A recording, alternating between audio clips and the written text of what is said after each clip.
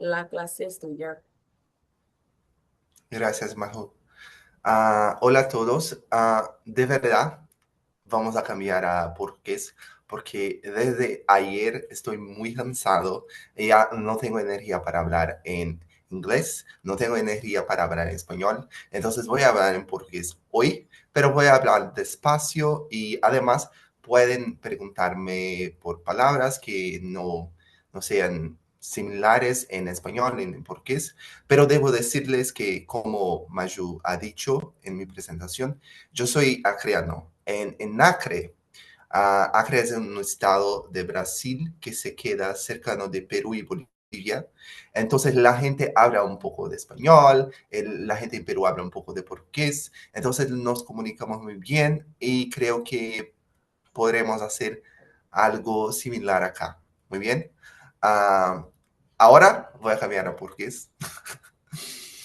Bom dia, gente. A minha apresentação ela vai ser um pouco focada em eu aprender também. Então, eu vou trazer algumas aprendizagens do Brasil, mas elas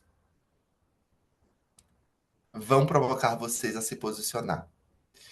Entonces, yo espero que la gente que habla portugués hable portugués, haga sus comentarios acá, pero también los que hablan español, que los que hablan español pueden abrir sus micrófonos y hablar porque quiero oírlos. Me quedé muy contento oyendo a Silvia porque hay mucho que no conozco acerca de Guatemala, acerca de Colombia. Entonces, es siempre un placer poder cambiar informaciones y aprender más acerca de nossos vizinhos, sim? Então, por favor, vocês se sintam à vontade de fazer comentários, especialmente pelo chat, mas também abra o microfone. Eu vou provocar vocês a abrir o microfone. E eu quero garantir que as vozes de vocês estejam presentes durante a nossa conversa, tá? Eu vou só iniciar o meu compartilhamento aqui. Um instante. Vocês conseguem ver a apresentação?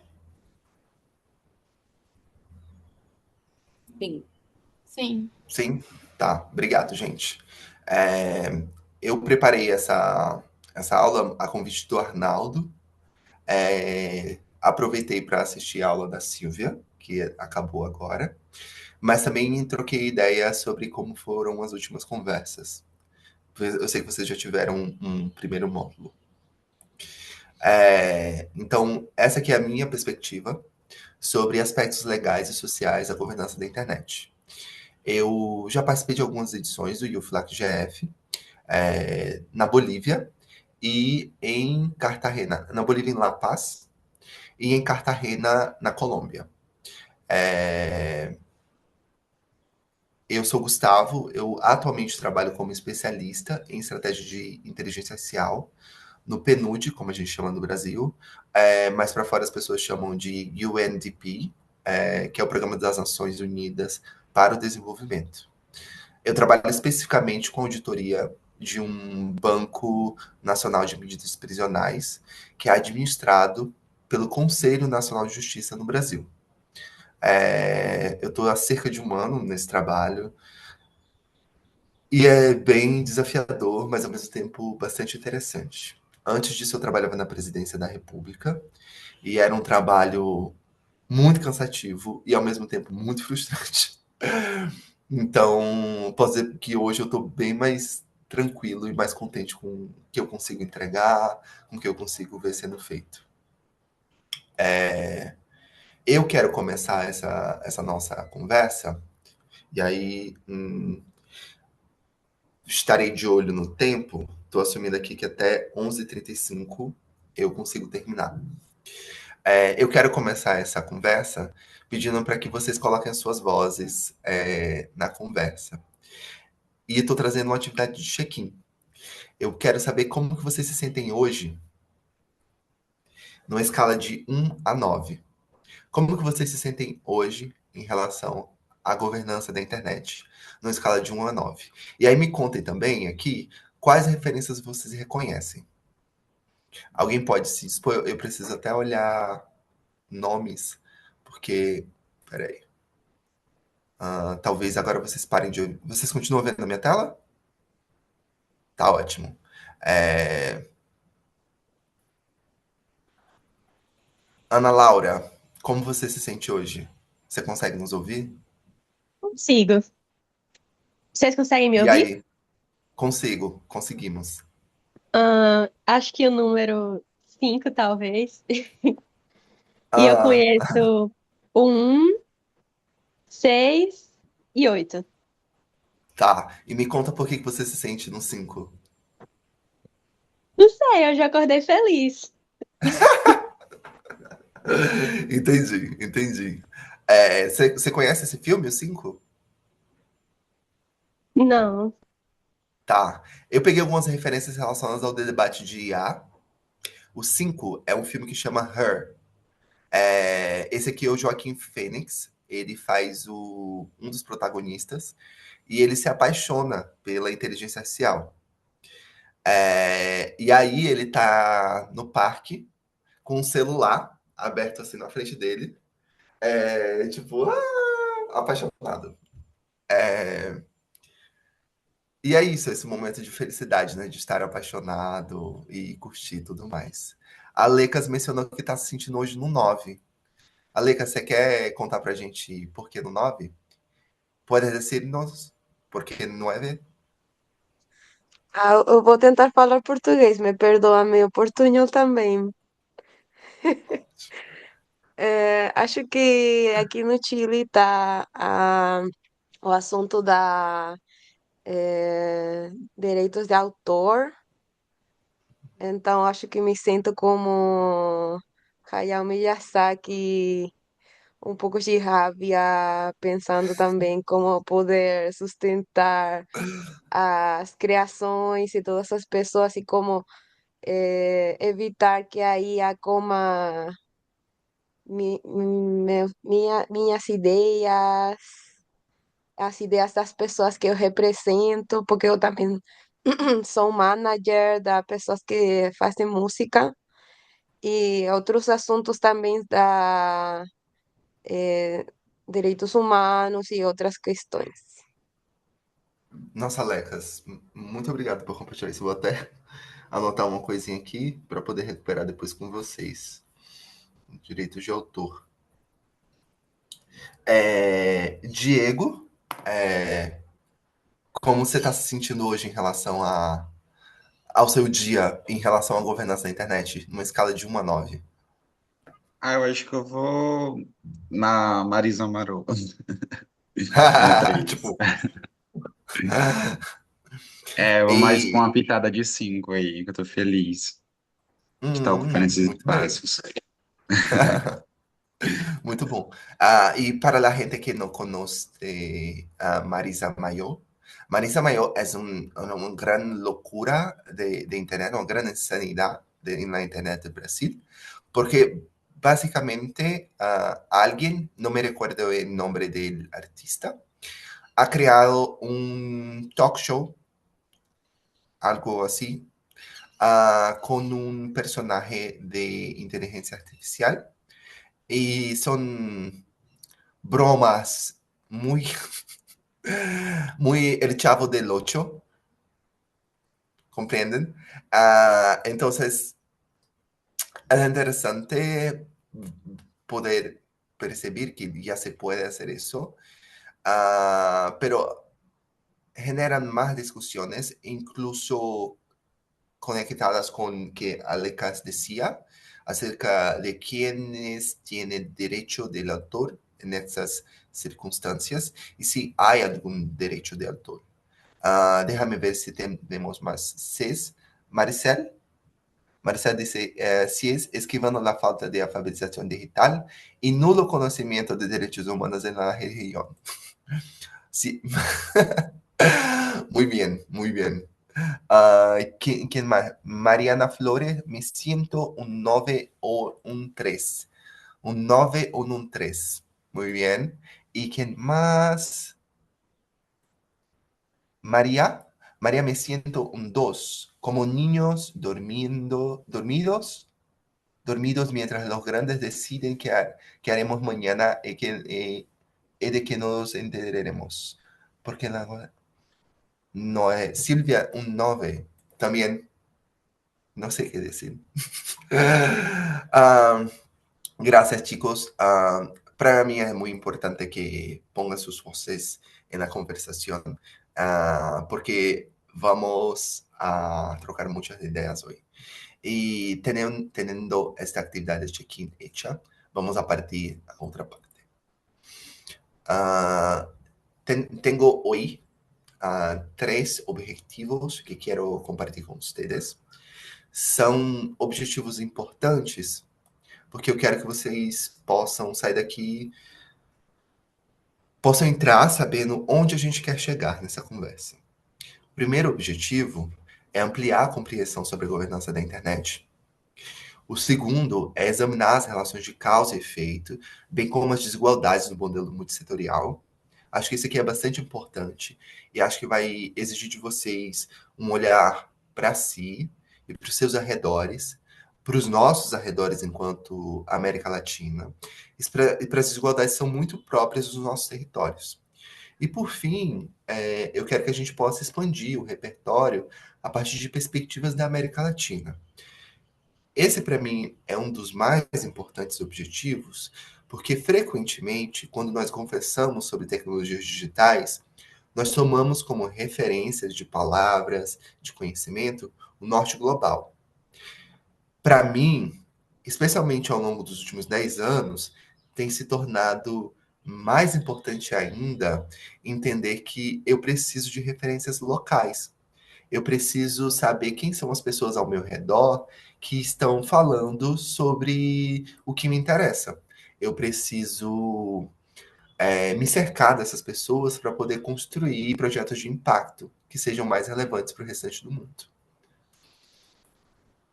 E aí, partindo já do primeiro objetivo, eu quero compartilhar com vocês 2 coisinhas que acontecem aqui no Brasil. Eu acho que a gente construiu a noção de que nós precisamos necessariamente de novas leis, de novos marcos regulatórios para poder olhar para a internet e olhar para o que já existe. Eu quero trazer um contraponto a esse argumento, porque este argumento é frequentemente levantado pelas Big Techs como uma estratégia de se furtar das regulações que já existem nos nossos países. É importante entender que as tecnologias digitais, elas não são uma coisa alheia ao nosso mundo. Elas são parte do nosso mundo. E muitas vezes os nossos sistemas legais já têm respostas para aquilo. No entanto, as Big Techs investem pesado em lobbying dentro dos congressos, dentro do próprio poder judiciário, e, enfim, nas zonas da política, nas zonas do discurso público. É muito importante que a gente fique atento a como as grandes empresas, a Meta, a Amazon, o TikTok, enfim, elas influenciam o discurso público. Aqui no Brasil, desde que o Brasil estava fazendo movimentações para poder regular a internet, Big Techs como a Google, ou melhor, a Alphabet, começaram a fazer pressões e a potencializar conteúdos que argumentam pela não regulação. Então, há uns 2 anos atrás, por exemplo, quando o debate sobre um projeto de lei específico estava avançando no nosso parlamento, no Congresso Nacional, o Google começou a usar a página principal do Google, você colocava google.com, e aí .br, e aí tem a barra de pesquisa, e embaixo vinha assim, leia aqui como PL, como projeto de lei, pode prejudicar a internet no Brasil. O Google é um dos sites mais acessados por dia no Brasil e no mundo.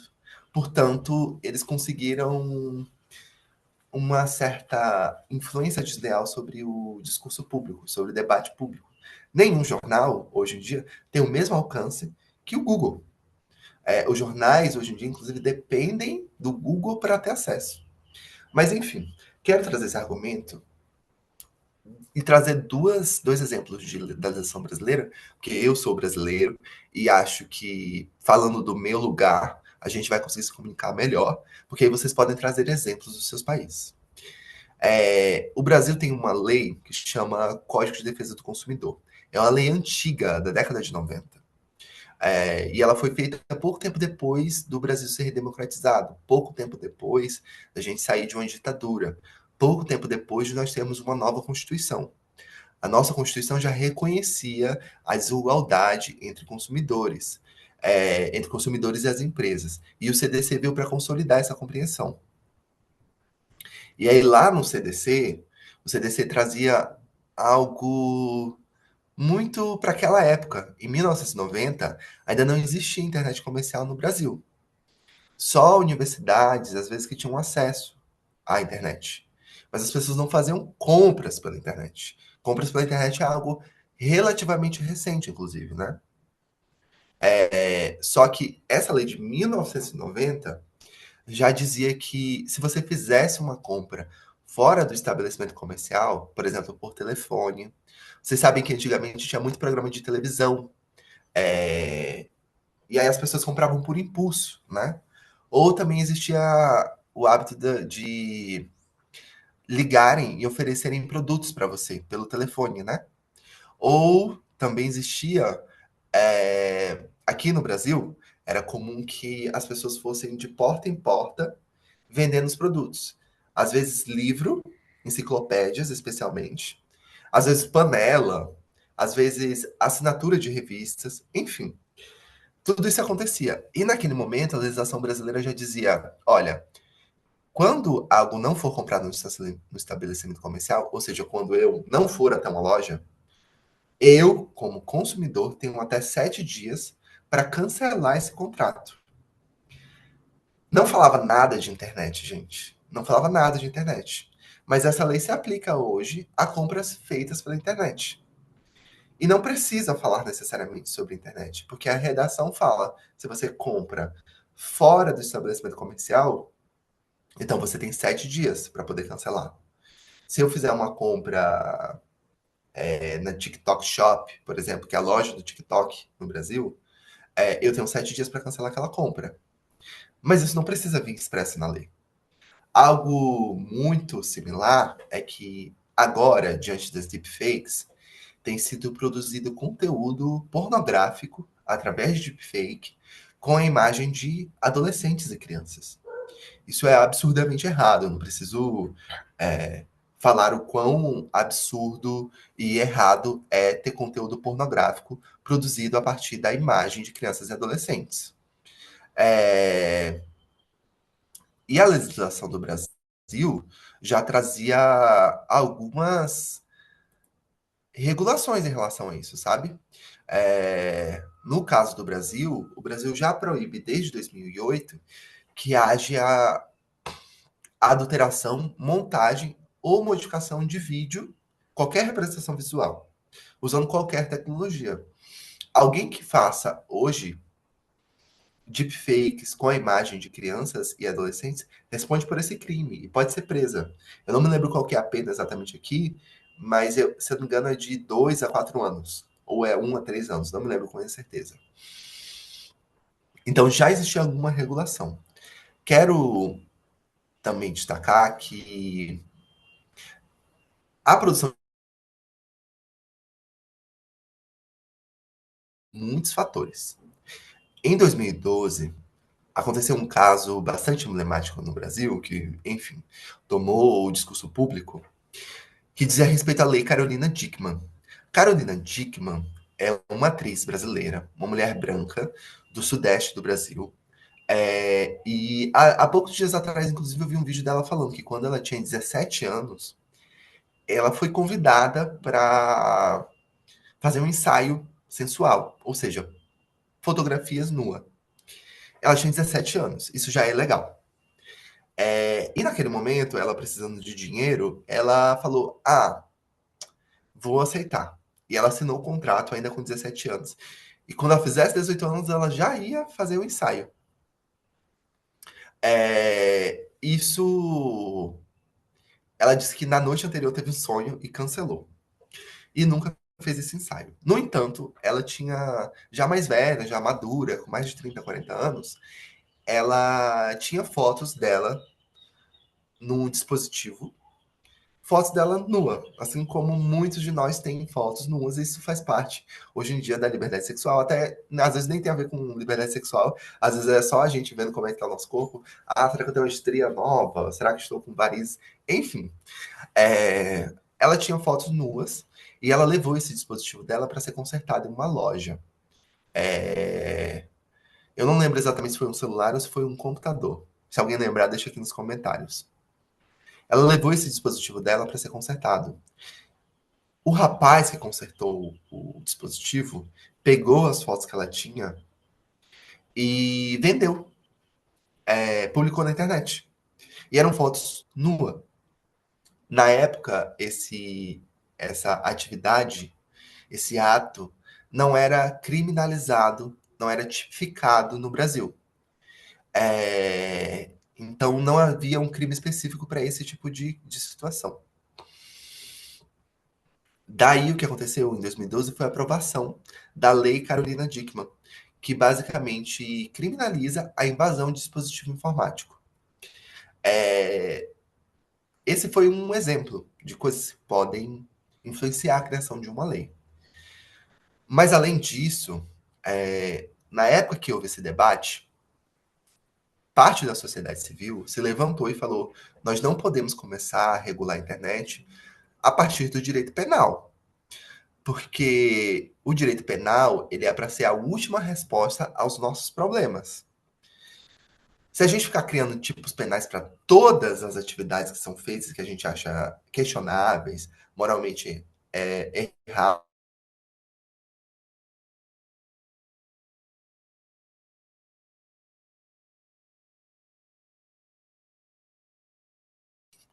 e o direito penal tem muitas limitações. O direito penal ele não é suficiente por si só. A gente precisa ter toda uma cultura construída que iniba alguns comportamentos e que perceba aqueles comportamentos como errados e inadmissíveis. A partir desse contexto, cresceu a discussão sobre o Marco Civil da Internet. Imagino que a maioria dos brasileiros que estão aqui tenham acompanhado as discussões em torno do Marco Civil da Internet. E imagino que alguns dos nossos colegas da América Latina, do restante da América Latina, conheçam algo sobre o Marco Civil da Internet. Porque ele foi a primeira legislação no mundo que regulou a internet em termos de direitos civis.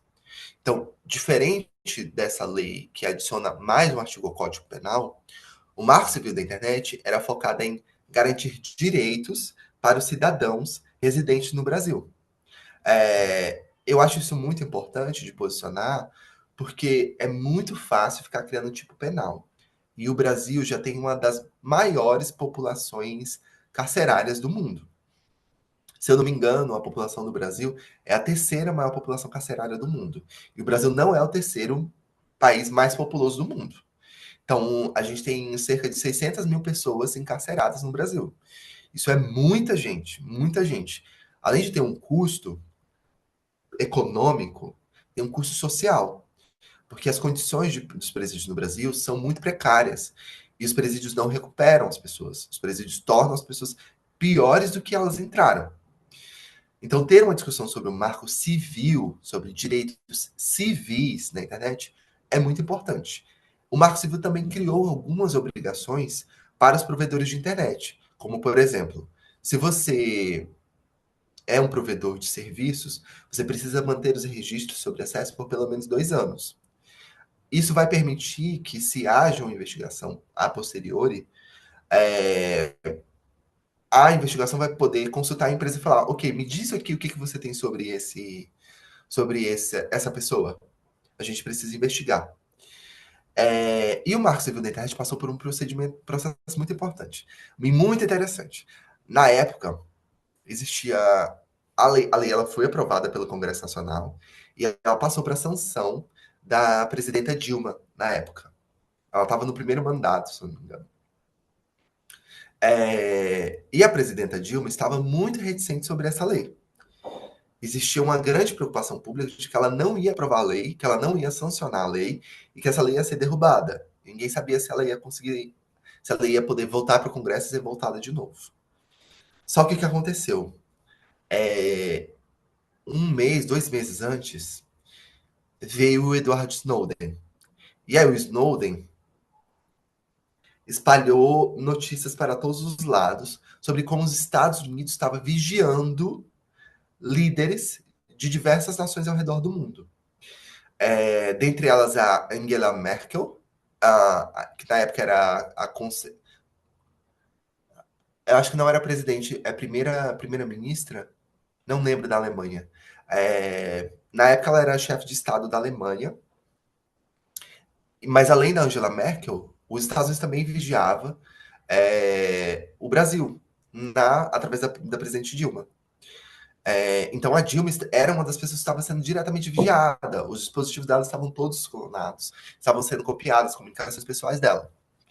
A partir disso, a posição da Dilma mudou muito sobre o Marco Civil da Internet. E foi feito um evento muito importante para a governança da internet, que foi a NET Mundial. Inclusive, em 2024 foi feita a NET Mundial mais 10. Na NET Mundial, a presidenta Dilma foi e assinou o Marco Civil da Internet durante a NET Mundial. Foi um evento com a sociedade civil, com governos, inclusive outros estados nacionais que participaram desse evento para poder discutir governança da internet. E, por fim, eu trouxe aqui como exemplo, fiquei muito feliz que Silvia mencionou a LGPD na fala dela, sobre a proteção de dados pessoais na América Latina. O Brasil aprovou a sua LGPD em 2018. Mas, assim, eu tenho algumas questões com a LGPD, eu acho que é importante que ela exista, mas eu acho que o contexto dela não foi tão positivo assim. A LGPD surgiu porque a União Europeia aprovou a GDPR em 2016. A GDPR entrou em voga, passou a valer de fato e a ser aplicada em 2018. Então a GDPR foi aprovada em 2016, houve uma vacatio legis, um período em que a lei fica em suspensão, ela começou a ser aplicada em 2018. Quando a GDPR começou a aplicada, o Congresso Nacional, o Parlamento Brasileiro, acelerou e aprovou a LGPD. Muito, muito, muito inspirada na GDPR. Isso gerou vários produtos no Brasil que eu fico meio assim. Me questiono muito sobre os impactos da LGPD, os impactos de fato, sabe? É importante que ela exista, mas ela poderia ter sido melhor elaborada em termos de América Latina e não tanto em termos de Europa. E aí eu quero perguntar para vocês, a partir dessa história aqui, talvez vocês tenham se conectado com legislações dos seus países. Então eu quero perguntar aqui para vocês, quais fatores vocês acreditam que influenciam um país a aprovar novas leis? Vocês têm alguma história parecida? No país de vocês, aconteceu algo parecido, do tipo, nossa, agora que nós estamos discutindo essa lei aqui, porque no Chile está acontecendo esse problema. Na Colômbia está acontecendo esse problema. Ou mesmo no Brasil. Vocês enxergam alguma legislação que está sendo discutida nesse momento, devido a fatores sociais, devido a influências externas? Alguém quer compartilhar?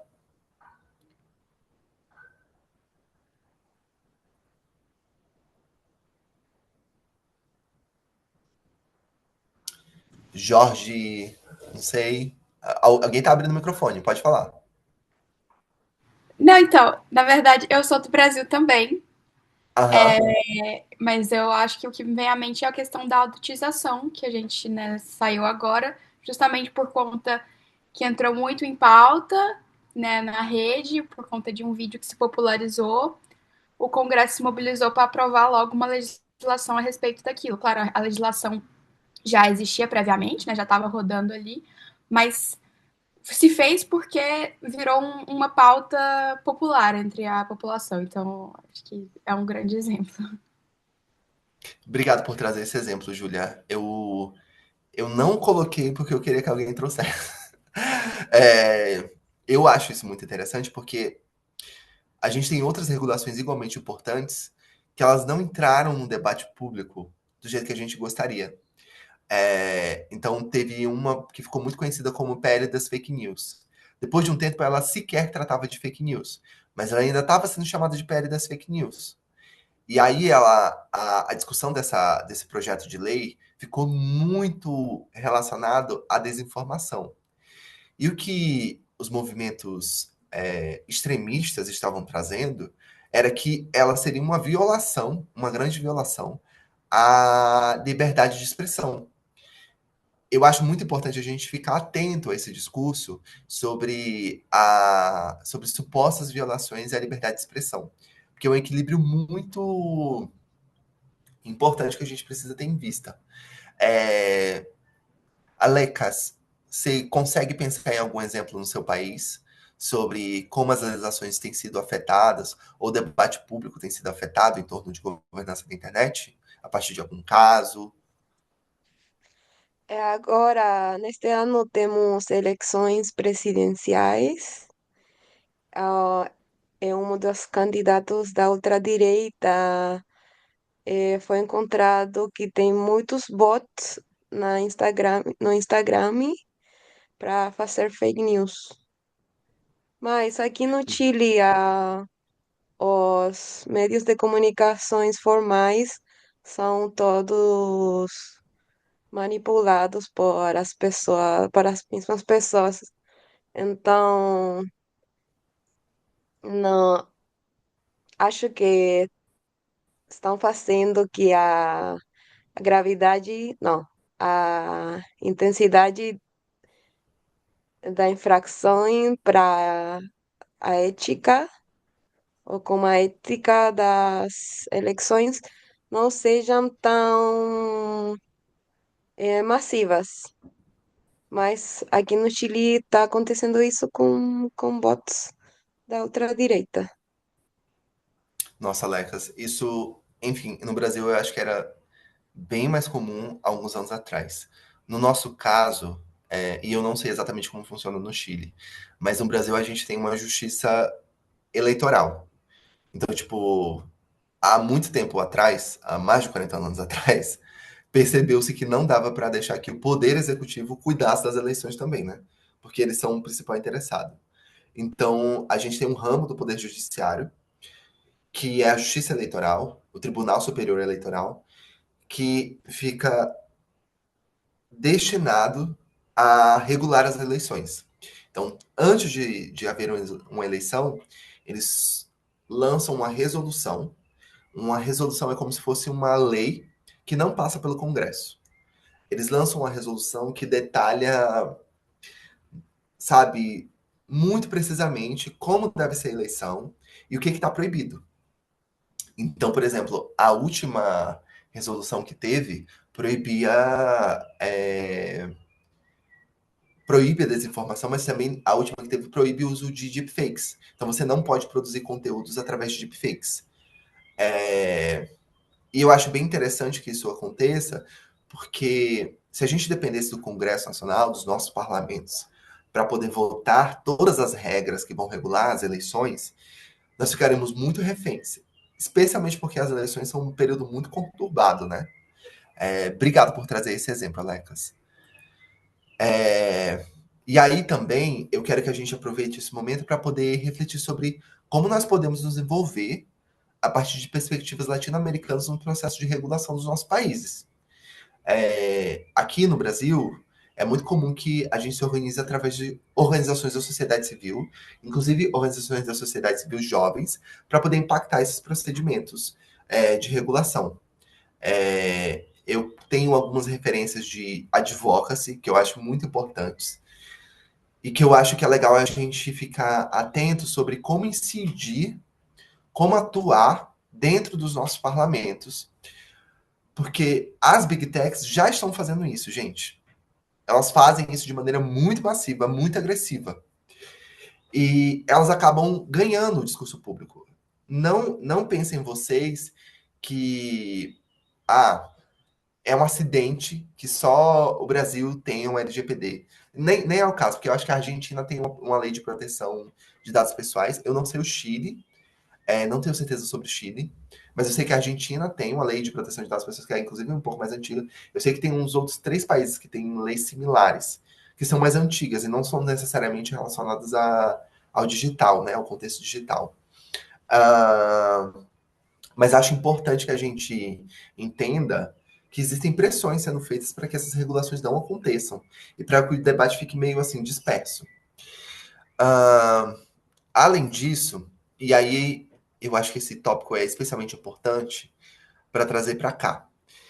Como juventudes, percebo que nós temos bastante preocupação em pensar em termos das identidades que são afetadas hoje em dia, desde pessoas negras, como eu, pessoas de cor, pessoas indígenas ao redor dos nossos países, mas também mulheres, que são objeto de misoginia, de machismo através da internet. Pessoas com deficiência. Existem várias minorias que são afetadas. As crianças, adolescentes, por exemplo, também. E aí quero trazer aqui que, para vocês verem, né? O contexto de eleição traz muito fervor dentro do parlamento. O parlamento do Brasil, ele acaba sendo muito tomado pelo pânico moral. E aí, 2018 foi um ano de eleição. Esse primeiro bloco de leis aqui são todas de 2018, um ano de eleição. E aí, nesse ano, foram aprovadas 3 leis que dizem respeito à proteção, especialmente da proteção da mulher. A Lei 13.642 de 2018, ela fala sobre a misoginia na internet. Basicamente, ela é um caso de uma ativista do Nordeste que foi alvo de misoginia. Não sei se vocês conhecem o Proton Mail. O Proton Mail para a gente que trabalha com proteção de dados pessoais e com proteção de direitos digitais, a gente sempre fala sobre o Proton Mail como um jeito de poder trocar comunicações de uma maneira um pouco mais segura, porque o Proton Mail é sediado na Suíça, ou na Suécia, acho que na Suíça, e eles têm uma regulação de proteção de dados pessoais um pouco mais rigorosa. Ao mesmo tempo, eles tiveram um incidente há uns 4 anos atrás, em que a França pediu para a Suíça dados sobre um ativista socioambiental da França que usava o Proton Mail. A Suíça cedeu os dados, obrigou o Proton Mail a dar os dados, e esse ativista foi preso na França. Mas, enfim. O Proton Mail foi utilizado na época para poder atacar, fazer ameaças de morte contra essa ativista do Brasil, do Nordeste do Brasil. E aí, normalmente no Brasil, esse tipo de investigação é feita pelas polícias dos estados, mas o Brasil tem uma polícia federal que tem mais poder de investigação e mais recursos para poder fazer investigações. O que essa lei fez foi pegar os crimes relacionados à misoginia na internet e transferir para a investigação ser feita pela Polícia Federal. Desse jeito, a Polícia Federal poderia investigar com mais cuidado o que aconteceu naquele caso e achar os criminosos. Além disso, em 2018, houve mais 2 adições ao Código Penal do Brasil. O 218C, que trata da divulgação de cena de sexo sem consentimento. Acho que nos países de vocês devem estar familiarizados com a discussão sobre porn revenge, ou revenge porn, que é a pornografia de vingança, que de fato não é pornografia, porque pornografia ela demanda consentimento. Isso é basicamente a divulgação de conteúdo sem consentimento. Eu, inclusive, já ajudei mulheres nessas situações, porque elas tiveram conteúdos divulgados em sites como Xvideos, Pornhub, enfim, uma enormidade de sites que hospedam conteúdo pornográfico e que não demandam expressamente consentimento das pessoas. Então você precisa saber navegar no site para poder pedir a remoção de conteúdo. Enfim, Em 2018 também houve outro tipo penal adicionado no Código Penal do Brasil, que foi o registro não autorizado da intimidade sexual. Ou seja, você grava um vídeo sem autorização da pessoa que está naquele vídeo. Se vocês acompanharam o da Sister Hong, eu não sei se no restante da América Latina isso ficou famoso, mas a Sister Hong era uma pessoa que gravava cenas de sexo com outras pessoas sem consentimento. Tudo escondido. Isso daí é outro crime. Então você pode, inclusive, cometer os dois crimes, que é gravar a cena de sexo sem consentimento e divulgar a cena de sexo sem consentimento. Você poderia responder pelos dois crimes. Isso foi um ano eleitoral, né? E essa pauta em torno da mulher, naquela época, estava bem alta e acaba sendo um jeito dos parlamentares conseguirem atenção para o trabalho deles. Mais recentemente, em 2021, houve a lei do cyberstalking. Cyberstalking é basicamente a perseguição no ambiente online das pessoas. E uma lei que eu acho que é muito importante, que inclusive ela aparece no ano passado, a enviada especial da ONU, ela veio ao Brasil e ela foi em vários países do mundo para poder fazer um relatório para a ONU sobre formas contemporâneas de racismo na internet. Na época eu trabalhava na presidência da República e a gente ofereceu os insumos para ela poder fazer o relatório dela. Um dos pontos que a gente destacou foi a recente lei de racismo na internet. Porque, vejam, eu sei que a gente toma, infelizmente, na América Latina, a gente costuma tomar muito os Estados Unidos como referência para as coisas. Nos Estados Unidos, via de regra, racismo não é crime. Porque eles entendem que ser racista é uma livre manifestação da liberdade de expressão. No Brasil, as coisas não são desse jeito. No Brasil, se você é racista na internet, em público, presencialmente, você vai preso.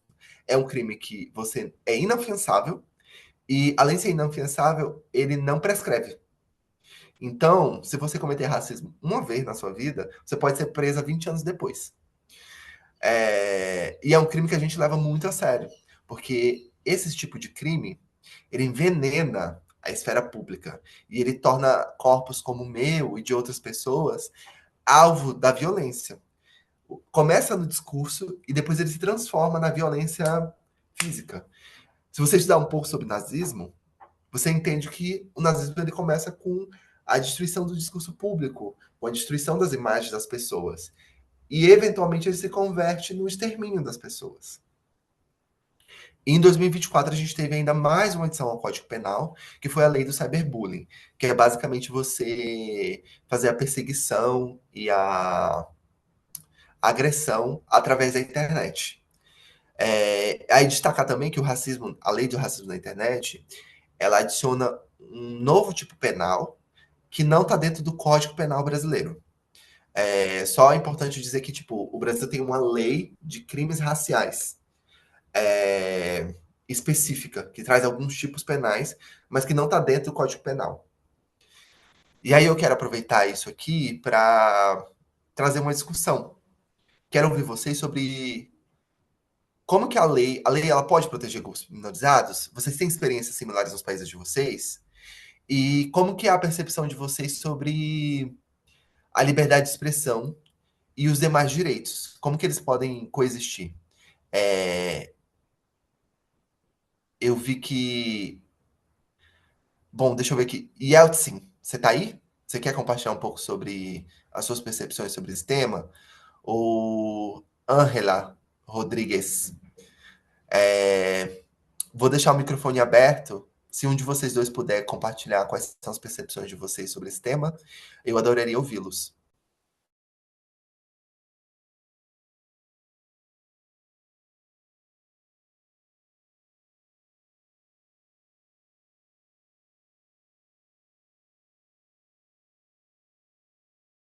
Alejandra, você quer compartilhar um pouco sobre as suas percepções?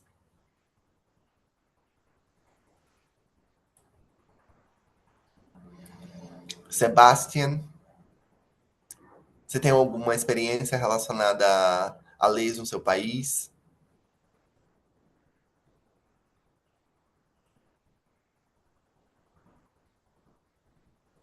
Hola, es que no sé si me Hola.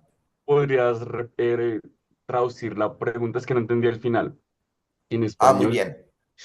Sí, claro, Sebastián. Estábamos hablando acerca de leyes en Brasil, especialmente en Código Penal. Entonces, hoy día la gente puede ir al cárcel si ocurren en algunos de estos crímenes. Entonces, pregunto, ¿de qué país eres? ¿Tú De eres? Colombia. De Colombia. Muy Ujú, bien.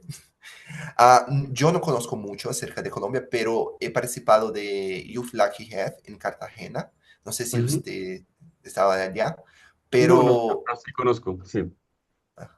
muy bien. Entonces, ¿puedes compartir si en Colombia hay alguna ley que proteja a grupos minorizados como mujeres, niños o gente negra? ¿Cómo esto ocurre en Colombia? Y también me gustaría saber cuál es tu percepción acerca de crímenes como el racismo y la libertad de expresión. ¿Qué piensas acerca de esto? Bueno, en Colombia ahorita se está llevando un proyecto de ley sobre delitos sexuales, pero en entornos digitales. Em, y es todo un debate porque creo que ocurre lo mismo que con Brasil, y es que acá el sistema carcelario está colapsado. Entonces sale la pregunta de si realmente es necesario continuar creando tipos penales o delitos en un sistema carcelario que no tiene que pueda entrar más gente, sino tiene mayor capacidad em, para seguir, digamos, recibiendo personas que cometen, por ejemplo, delitos sexuales en entornos digitales. Entonces es todo un dilema. Pero ahorita que conozco es en específico, que lo que intenta es, em, por ejemplo, cuando amenazas a alguien que fue tu pareja o a alguien que te envió fotos íntimas y tú las empiezas a divulgar, la idea es penalizar esos actos.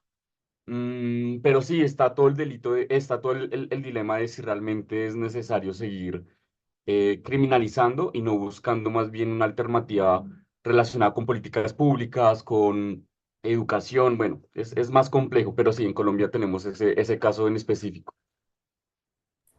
Gracias por compartir, Sebastián. Eh, Me voy a seguir la presentación. Estoy muy contento de que están participando, es muy importante para mí. Entonces, iba a compartir con ustedes dos vídeos, pero quiero que vean ellos. ah, en Colombia hemos hecho algunos vídeos para Instagram. Este es muy interesante porque es en español y en inglés y en portugués. Entonces la gente habla en español. La gente que es de Colombia, de Uruguay, de Venezuela, habla en español y los brasileños hablan en portugués. Entonces es un video bilingüe. Es muy interesante. Ah,